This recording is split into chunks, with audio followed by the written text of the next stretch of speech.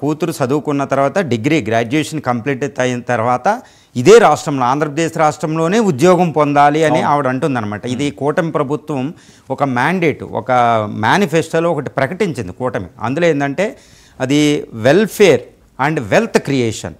Wealth creation ద్వారా welfare అంటే సంక్షేమం, సంపద సృష్టిస్తేనే సంక్షేమం చదిస్తుంది. సంపద సృష్టి సంక్షేమం మీద ఆధారపడి ఉంటుందని ఒక అద్భుతమైన మ్యాండేట్ని తీసుకొచ్చారు. ఎందుకంటే ఆ మ్యాండేట్ని ఇప్పుడు ఎవరికి నచ్చిందంటే ప్రజలకు నచ్చే 175 సీట్లలో 164 సీట్లు కూటమికి ఇచ్చారు.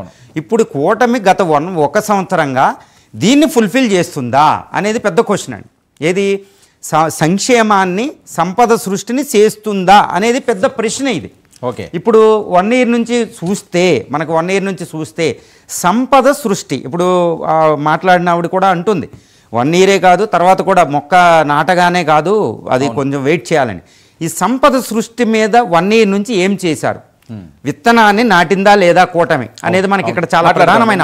మరొక కాల్తో వచ్చారు ప్రకాశం జిల్లా నుంచి వెంకట్రావు గారు. హలో, నమస్కారం అండి. నమస్తే అండి వెంకట్రావు గారు, చెప్పండి ఏం చేస్తుంటారు మీరు? వ్యవసాయం సార్. వ్యవసాయం, ఓకే గుడ్. చెప్పండి ఏం మాట్లాడాలనుకుంటున్నారు, ఎలా ఉంది ఈ ఏడాది పాలన? అంటే సార్ పాలనలో పంటలేని మద్దతు ధర లేదు సార్, రైతులకి గిట్టుబాటు ధరలు లేవు, చాలా తీవ్రంగా ఇబ్బంది పడుతున్నారు సార్. పొగాకు రైతులు కానీ మిర్చి రైతులు కానీ. ఇప్పుడు మేము ప్రభుత్వం కొంటదని చెప్పారు పొగాకు, ఓకే ఏమి కొనలేదు, వచ్చి డేటా తీసుకొని వెళ్ళిపోయారు, ఏం కొనలేదు సార్ పొగాకు అయితే. సో రైతులకు ఇబ్బందికరంగానే ఉందంటారు? ఇబ్బంది మామూలు ఇబ్బంది లేదు సార్. గత ప్రభుత్వంలో అండి దానికి దీనికి ఆ వ్యత్యాసం ఏమైనా కనిపిస్తుందా? గత ప్రభుత్వంలో బాగా కొన్నారు సార్. ఇప్పుడు మిర్చికి ధర లేదు, పొగాకు ధర లేదు, ఏ దేనికి ధర లేదు సార్. ఓకే,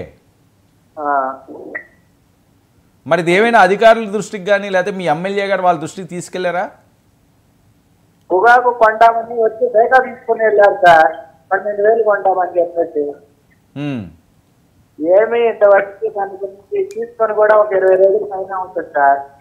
ఓకే, దాని గురించి ఎవరు వచ్చిన వాళ్ళు లేరు, పన్నోళ్ళు లేరు సార్. కాదండి, మీ స్థానిక ఎమ్మెల్యే గారిని కానీ లేకపోతే స్థానిక అధికారులను కానీ మీరు ఎవరైనా కలవడం జరిగిందా? అంటే మీరు ఒక్కరే కాదు, చాలా మందికి ఇబ్బంది ఉంటుంది కదా మీ ప్రాంతంలో, వాళ్ళందరూ వెళ్ళి కలిసారా? పోనీ మీ తహసీల్దార్ని అన్నా కలిసారా?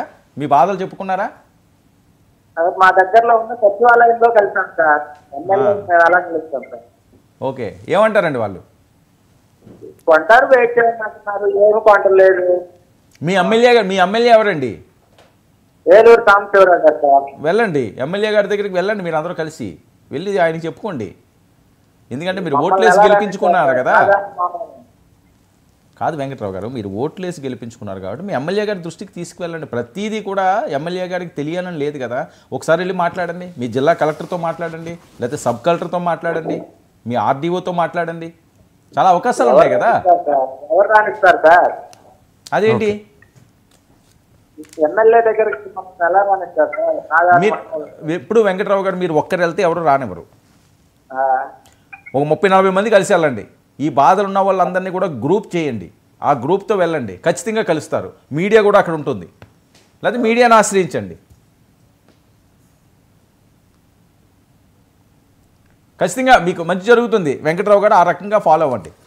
ఇదండి రైతులకి కొద్దిగా ఇబ్బంది అండి. ఇప్పుడు వెంకట్రావు గారు చెప్పిన విషయం ఏంటంటే అది పొగాకు అనేది ఏంటంటే పొగాకు ఒక రకంగా చెప్పాలంటే అది అంతర్జాతీయ మార్కెట్తో లింక్ అయి ఉంటుందండి. పొగాకు మనం ప్రధానంగా ఎగుమతి చేసే దేశాలు రష్యా ఎక్కువగా మనం ఎగుమతి చేస్తాం. రష్యా అక్కడ యుద్ధంలో నిమగ్నమై ఉంది. అదేవిధంగా ఆంక్షలు నడుస్తున్నాయి. అంటే అంతర్జాతీయ మార్కెట్ మీద